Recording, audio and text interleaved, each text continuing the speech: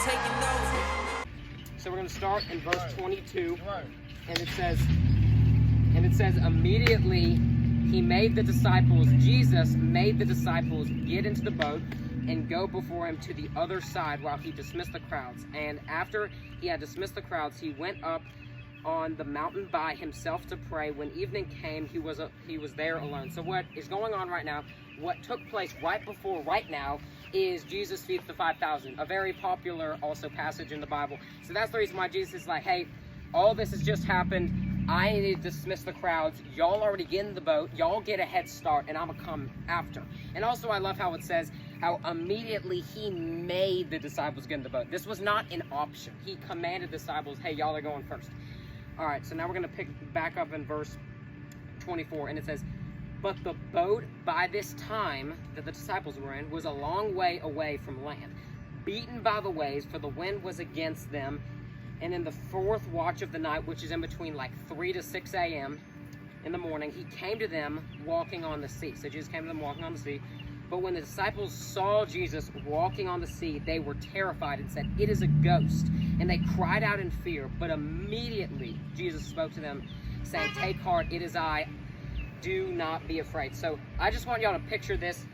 Right now, the disciples are afraid because of the winds and the waves. Thank you. But I just want y'all to imagine this. If y'all see something walking on the water towards you, you're already going to be a little startled and afraid. But right now, there's a storm, there's chaos, so they're really, like, right now, I'd be going out and being like, am I in a horror movie? Like, what's going on? You know what I mean? Like, that's the first thing my mind goes to. And no, I'm not a fan of horror movies. But the thing is that right here, ultimately, the disciples are already going through a lot, and now they see something walking towards them. But I think there's already, I don't know about y'all, I know this is just written, but I believe there's so much power and authority in this. Even when Jesus just says, take heart, it is I, do not be afraid. I just truly feel and see the power and authority in that Jesus truly proclaims. So it's like, do not be afraid, be at peace, it is me, it is I, you know? All right, now in verse 28, and it says, and Peter answered him, Lord, if it is you, command me to come to you on the water. He said, come. First, I already think that this is actually, there's a lot of faith in this of Peter, because think about this. This isn't a beautiful day where it's just sunny clouds, you know, like there's a lot of chaos going on, but yet Peter, even just saying, hey, Lord, command me to walk on the water is a lot, but everything that's taken place, I think, is already showing Peter's faith in Christ. All right, so now let's see what happens with Peter. So Peter got out of the boat and walked on the water and came to Jesus. All right, so I want y'all to picture this. Jesus commands Peter to come to him. Peter is starting to get out of the boat. He's walking to Jesus. He is so focused on Jesus that he doesn't even realize everything that's going on. And everything's good, just like this moment. This is something that Peter will never forget, just this perfect moment of him walking on water. Just imagine that, walking on water, and all you're focusing on is Jesus. You don't even realize everything that's going on. But we're going to see what happens next here, and this is why this is so incredibly important.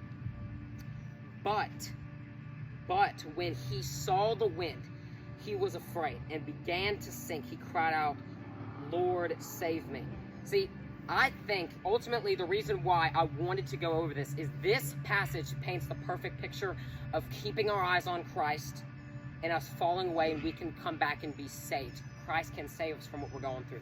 What it's showing here is that when our eyes are so focused on Christ, we realize that nothing else matters. When Peter was so focused on Jesus, he didn't even realize the wind. He didn't even realize the waves and the chaos that was going on.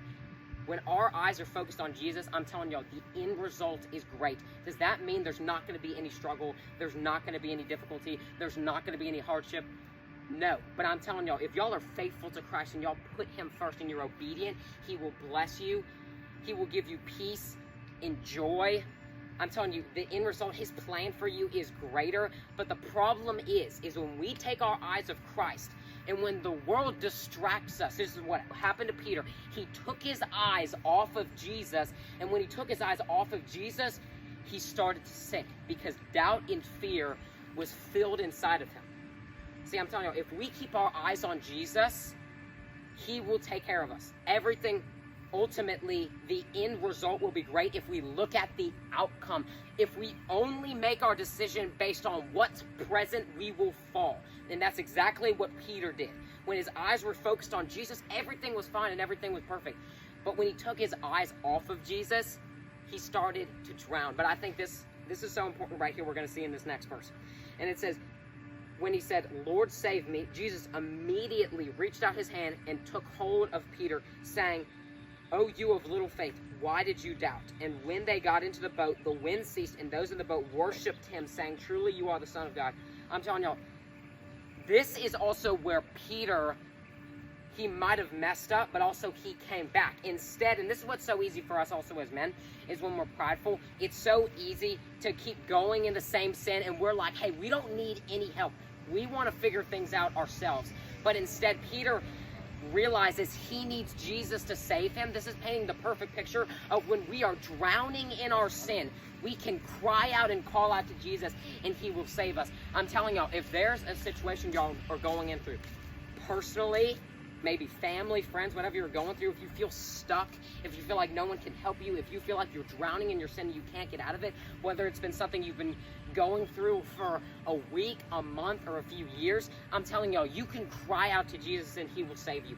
This is painting the perfect picture that when our eyes are focused on Christ, nothing else matters.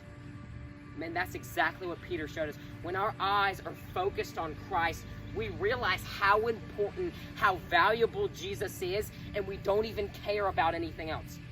But when we take our eyes off of Jesus and put it onto the things of this world, we fall. Because we're basing our decision making off of our own feelings, our own understanding, not off of what Jesus desires and wants.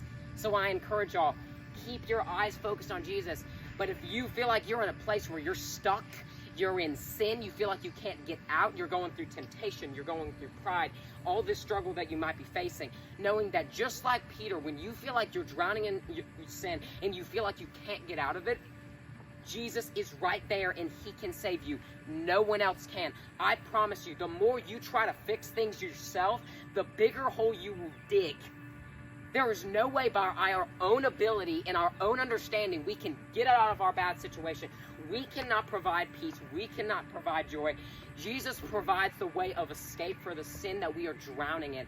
And I'm telling y'all, if y'all look to him, if y'all reach to him, he will save you. So let's keep our eyes on Christ. Let's focus on him, because we need to look at the outcome of our situation. Because I'm telling y'all, the outcome of it is great. James 1:2-3 says, "Count it all joy, my brothers, when you meet trials of various kinds, knowing the testing of your faith produces steadfastness." What's saying in that verse is there's going to be trials, there's going to be difficulty, there's going to be hardship, but if we remain faithful, if we remain steadfast, Jesus, I promise you, will reward you if we keep our eyes on him. All right? So that's what we need to do.